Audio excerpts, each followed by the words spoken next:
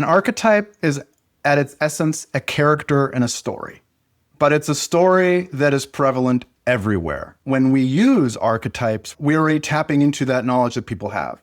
They're familiar with that role, the expectations, the motivations, the fears, the goals, the truths. All of those things are already in people's heads. So we can just tap into that and then go to the next step. Hi, it's Alaina. And Chris. From Citizen Rebel, the podcast for founders, small business owners, and bold influencers who refuse to stay silent. And those of us who want to do the same. Today, our topic is going to be brand archetypes. And first of all, what are they? We talk about them a lot, so you're going to want to listen to that part if you're into this show and all of the future episodes. And then also, how do you take those archetypes, no matter who you are, whether you are the rebel like I am, or the citizen like Chris is, or you find out that you're the magician, depending on your archetype, how do you take a stand? And that is different for every archetype and how they might approach this.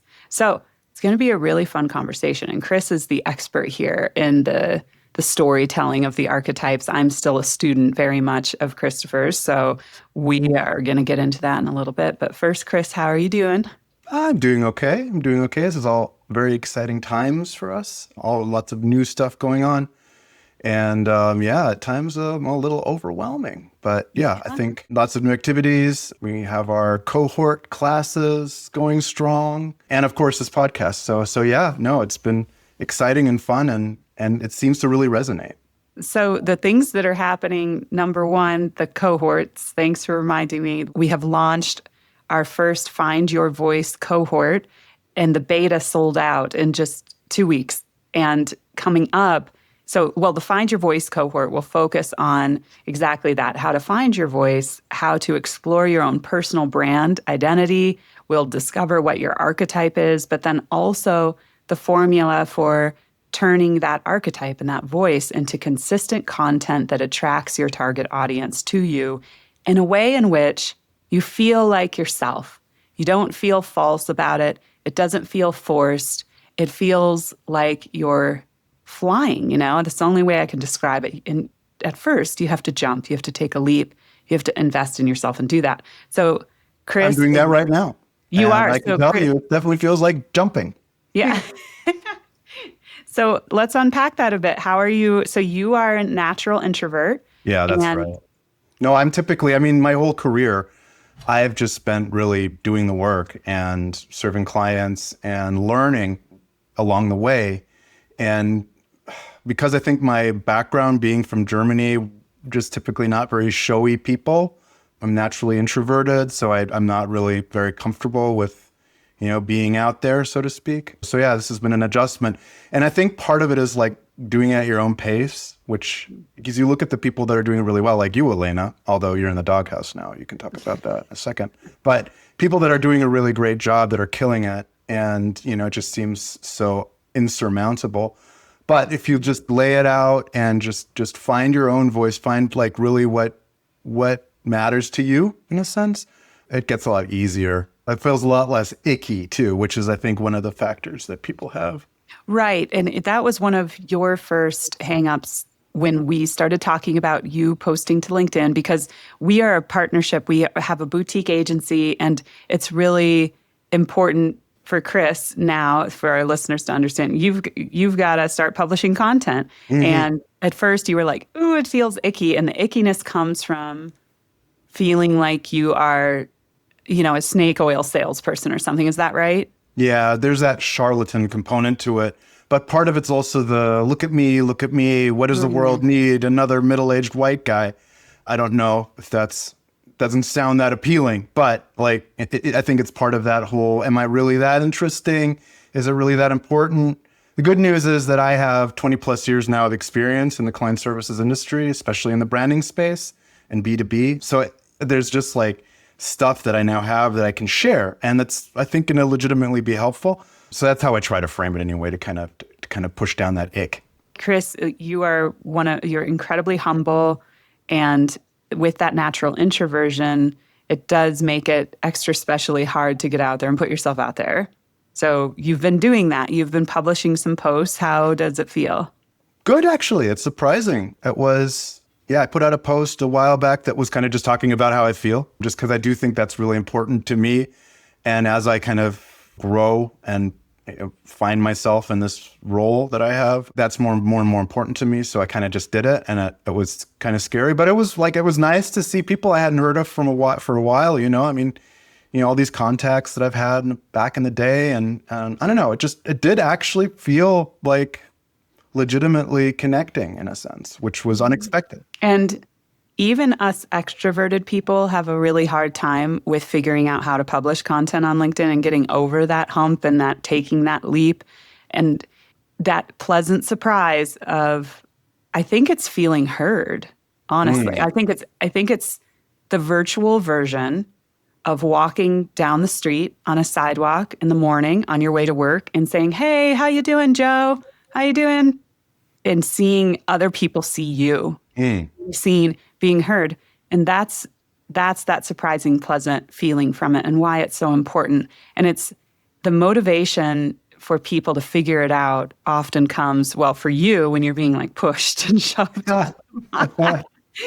But for others, it's like, oh, wow, I have been in this job for 20 years and now I don't have one. What am I supposed to do? Or the impetus is something outside of their control. What I'd love to see is more people taking control of their voice when they don't need to at that critical juncture, if that makes sense, when it's more stressful.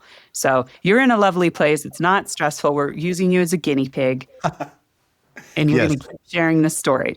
And we're going to be working through that, through your cohort classes and finding that voice, but also introducing these archetypes, which are part of it. We've been working on this 3-prong experience, so to speak, to really kind of push this finding your voice concept to where it actually works. In order to do that, we need, a system which we call like the game of archetypes, which is a card game deck that allows you to discover your archetype. We can talk about archetypes in a second, but that archetype itself is just such a great starting point to then really develop yourself out of. The cohorts, when you sign up for one, you receive a archetype game deck. So this idea started because Chris and I wanted to make sure that you all could understand what archetypes are and play the game at home and figure it out. And what if you're just out there on your own? You can take this deck and play this on by yourself to figure out who your archetype is. That archetype is the key to unlocking your message and your voice, and actually not necessarily the message and the voice, isn't it? It's both. But it's kind of your lens. So maybe we should just do a definition on what an archetype is and then build from there so that people understand why it's so valuable. So an archetype is at its essence a character in a story, but it's a story that is prevalent everywhere. Like these are characters that you can find throughout history, throughout humanity in different places all over the earth, fulfilling their roles in the story, playing to that specific archetype. Everyone's familiar with them. Everyone has them in their bones. So as a result, when we use archetypes, we pick an archetype to try to communicate a message, to try to take a stand, to try to express ourselves. We're already tapping into that knowledge that people have. They're familiar with that role, the expectations, the motivations, the fears, the goals, the truths. All of those things are already in people's heads. So we can just tap into that and then go to the next step, which is a shortcut, so to speak. And the guy who developed these archetypes at first, so it's Carl Jung.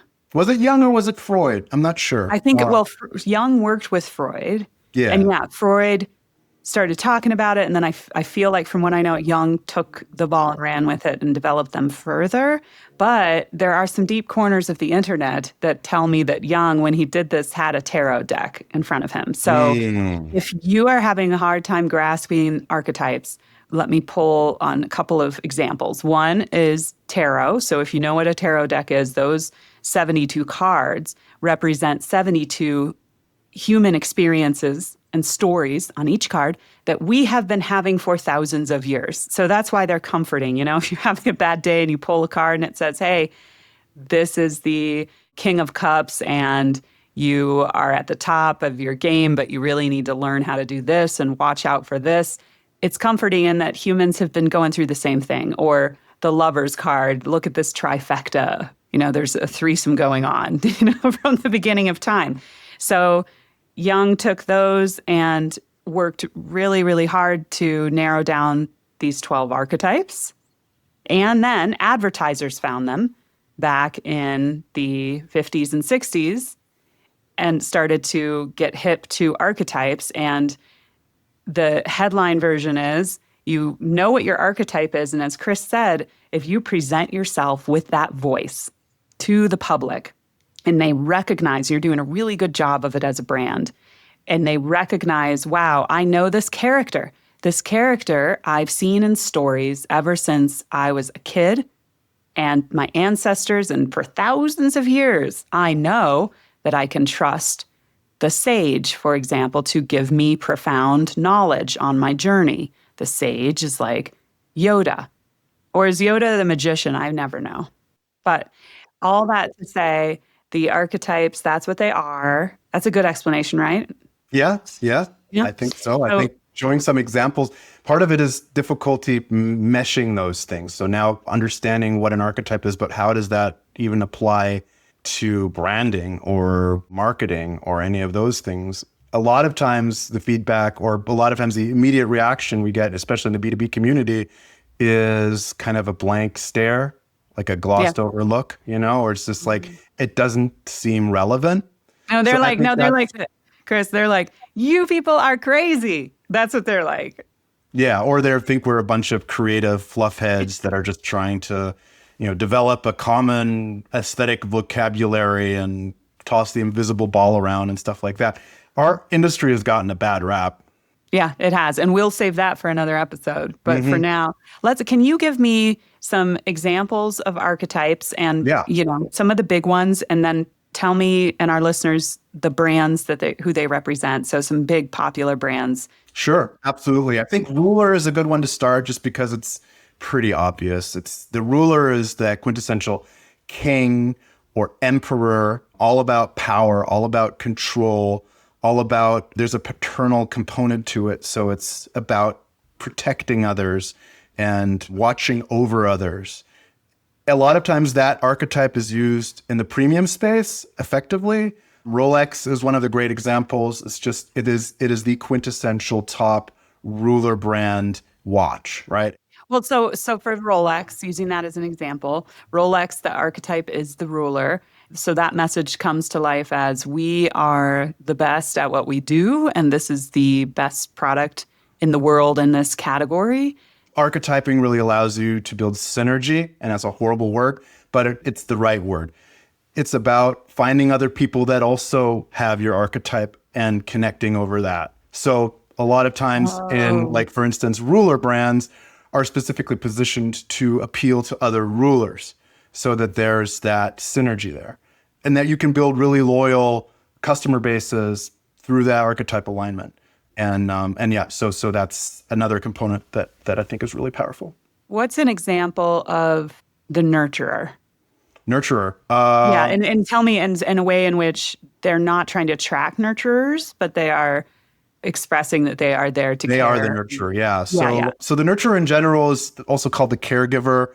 It's all about parental, kind of motherly. We're trying to redefine that, but that's where it comes from, is that idea of caring for something, sacrificing for something, being welcoming, warm, inviting, never being exclusive or pushing somebody away, right? That whole Mother Teresa kind of vibe is what the nurturer is all about. A great example, I think the example that's used a lot is Dove, the Stoke brand Dove. And they've been on that throughout, their entire existence, and reinvented that throughout the years as well. So, but the idea of having a place that's the most current iteration is a place that's safe for all. Everyone can come, no matter what body type, what background, no matter what, right? We've got your back. We'll take care of you.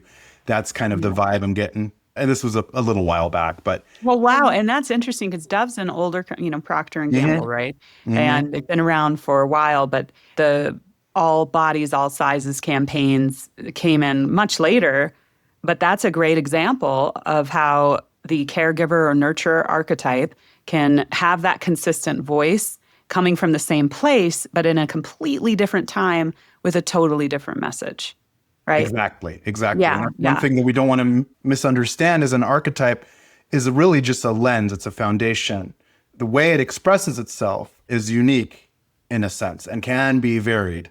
But so nobody's going to go out and actually literally put on the magician hat and hope to get customers, right? But it's like instead they're going to, show imagery or visuals of things that have never been done before in a different way, that are avant-garde, that are thought-provoking, that are kind of showing you something you hadn't seen before. It's an indirect way to encompass that soul of the magician. So if my archetype is the magician and I have two completely different campaigns and messages to, let's say, two different audiences, which happens all the time, your lens is I'm going to just kind of lift the curtain behind this really incredible thing and show it to them in this way of an unexpected woo-waha way versus the nurturer caregiver, same situation, but you're coming into that and communicating with your audience in a way that comes from a we see you, we love you, here is something that will help make you feel way better and we want to deliver this with a big hug. Is that right? Yeah. So it's not what you're saying, it's the motivations, right? What is it that motivates you? You can say things completely differently, but a magician will always have the same motivation, which is to transcend the world. The nurturer will always have the same motivation, is to care for others, right? That is the one driver. And in a lot of sense, it's kind of the higher ambition, right? It's if you think about what your company does, as it does, it sells this thing for these people, but then there's a higher ambition, which is to achieve this greater goal, make the world different, give access to this to people, whatever it may be. So let's get into the archetypes. And if you are a brand listening to this or an individual, and if you're an individual, you're also a brand. If you're out in the world marketing yourself or anything, I don't care what you sell or what you do, how do you take a stand? So knowing that this is your lens and you want to speak out against some injustice in the world that you find quite uncomfortable. And I describe it as a knot. It's this awful knot in your stomach. And until you untie that knot and unravel it and figure it out by speaking out, it's going to sit there and fester and be super, super frustrating. So which ones do we want to pick on? We just talked about the ruler, the caregiver, the magician. Rebel is one that comes to mind. It's maybe the most obvious one. Yeah, let's start with that. That's mine. I'm an expert there. Yes. Do you want to speak to the rebel? Oh, actually, I guess you're more of an expert than me. I'd have to pull up my card deck and see. Well, I think you just look inward and you'll find it. It is very much linked to your personality. So yeah, but it's what you would expect. It's all about, disruption, destroying what's not working, fighting oppression. It's all about taking a bold stand in general, right? It's pioneering in a sense. It's trailblazing, but really always against something. So that is kind of the key point of the rebel, is that it has to have an enemy. The hero does too, actually. If you're in need of some killer branding and marketing, check out our agency, Good Now, where we're dedicated to purpose-driven brands like yours. From brand architecture to websites and executive personal brand training, if your brand is ready to take on the world, but not quite ready to face the world, we're here for you. Visit goodisnow.com for more. Let's unpack the differences between the hero and the rebel. Sure. So the rebel is coming from a place of, again, I feel like I need to pull up my cards. They're in the... I'm going to pull up the card. But tell me the difference in the motivation between the hero and the rebel. Yeah, so the rebel is typically, the motivator is an enemy. It's a fight. It's adversarial. So a rebel can't be a rebel without a system to take down to its knees. Okay, and the hero? So that's kind of the core behind the rebel. And the hero is similar in a sense, has a similar kind of bold stance, very forward, very in your face, but there's a self-sacrificial component to the hero. It's more about an injustice than, fighting the system. It's about perceiving an injustice. A lot of times that injustice is not happening to oneself, but to others. Mm-hmm. So as a result, there's a sense of anointment of, I am the one that is chosen to go out and save these people, which is kind of a cynical way of looking at it, but it's a good way to understand it, is the idea that they do feel like this profound sense of duty to serve others, but usually through doing self-sacrificial, dangerous, courageous tasks. And a perfect example of the hero is Joan of Arc. A perfect example. I actually just read an entire book about Joan of Arc, which was great. That's cool. I don't know that much about Joan of Arc. I know Mila Jovovich played her in one of the movies once. Yeah, that's true. That was a movie back in 90s flashback there. But yeah, she was being called to the task by a higher power and felt this calling and was fighting purely for others, completely sacrificing herself. What's an example of a brand, a hero brand, and how might they communicate taking a stand against MAGA specifically, let's say? Okay, first part of that question, because I love like an example hero brand that works well. Yeah. Just because like Nike, Greenpeace, those are great hero brand examples just because they're very active, they're very forward. Interesting part about Greenpeace to me is that typically in the nonprofit space, you would lean towards a different archetype traditionally, just because it seems to be more aligned with your category to have the sage or the nurturer.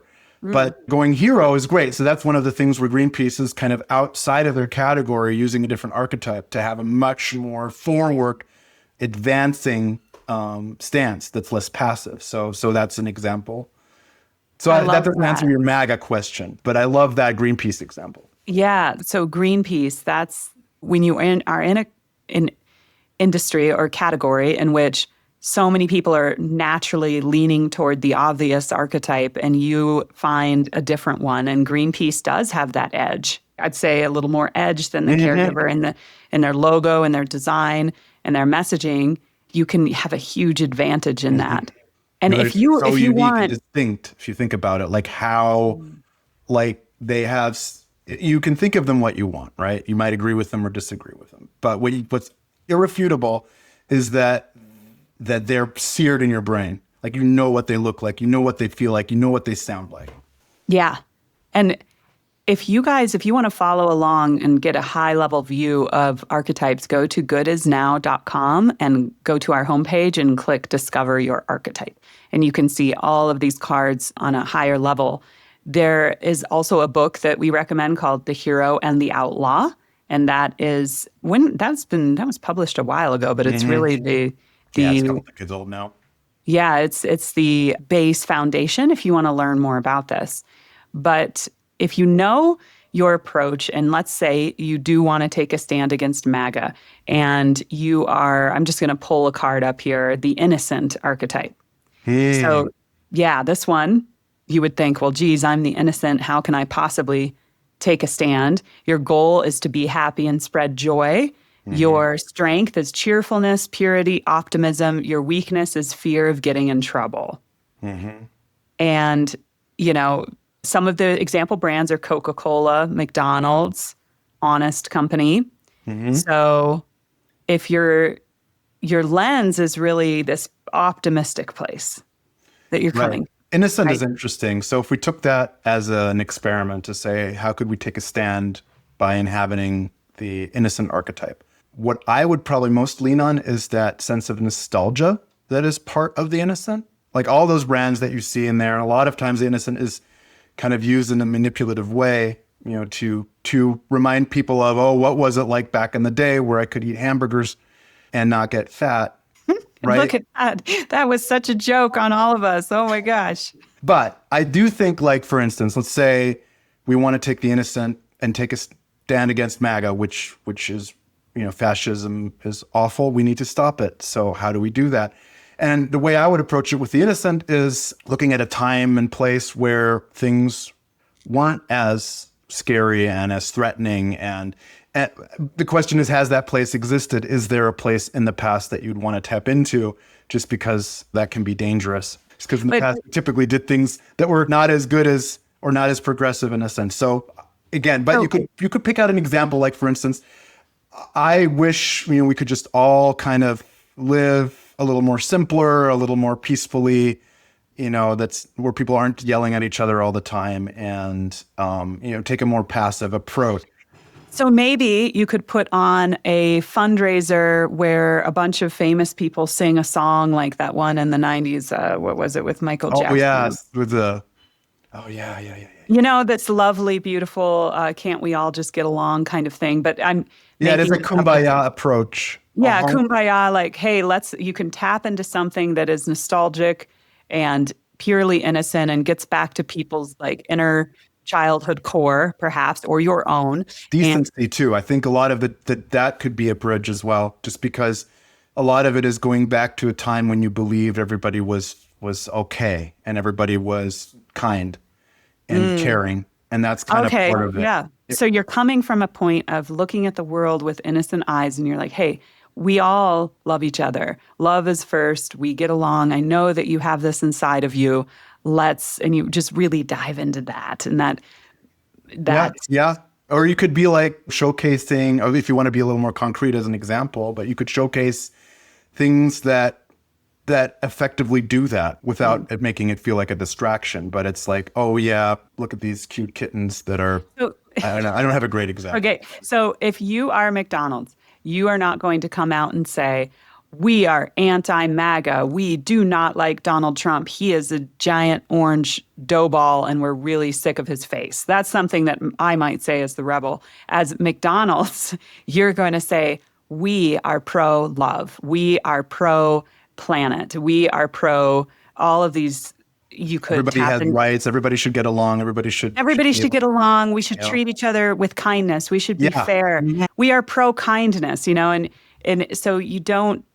Yeah, the angle is different. The lens is completely different. The premise is completely different. Yeah. So instead of like the rebel coming up and the rebel might be more in your face, an innocent brand might come up more subtly with like a handful of flowers and say, hey, aren't these lovely? Wouldn't you like to smell these roses with me? Because I know that you're also a kind, beautiful person. So this is all so important. And if you guys are listening and you're on a marketing team and you're in a team of people, and it's even harder when you're by yourself, honestly. Doing any of this by yourself, forget about it. You've got to have, this is why I love the cohort concept, because you have peers. We're all going to join a Slack group afterwards where we can support one another and help each other untangle these messages and make sure you're on brand. But if you're on a team and a marketing team, and you've got a founder in the room, and you've got your marketing director and your communication intern and everybody else, and all of a sudden you're coming up with an idea and somebody comes up with a tactical idea, hey, that's great. But it's so easy to slip off and away from your brand and that consistent messaging. And so if you all have this archetype in front of you, you can point objectively to the logic, and it helps to diffuse those passionate moments, which I've been in a million meetings like this where someone's got an idea and it's in that a tactical idea can be reframed in the correct way when you know your archetype really, really well.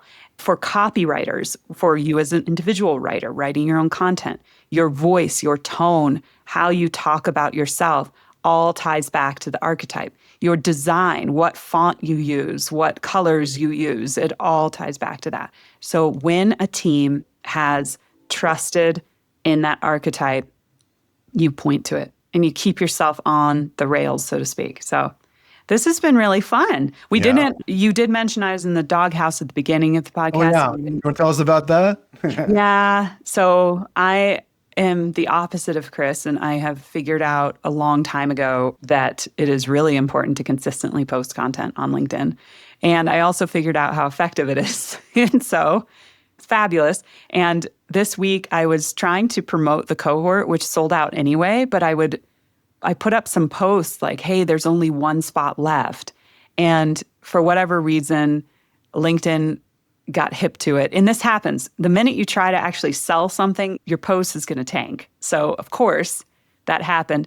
And I put one up and it had like zero views, like no views. And so I deleted it.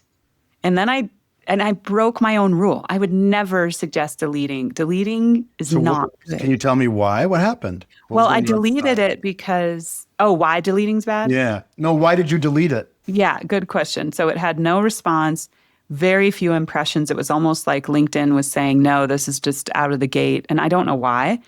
But I deleted it in hopes of reposting something else to make sure that I could articulate, hey guys, there's only one spot left in the cohort, which is really exciting. So my ego was running the show.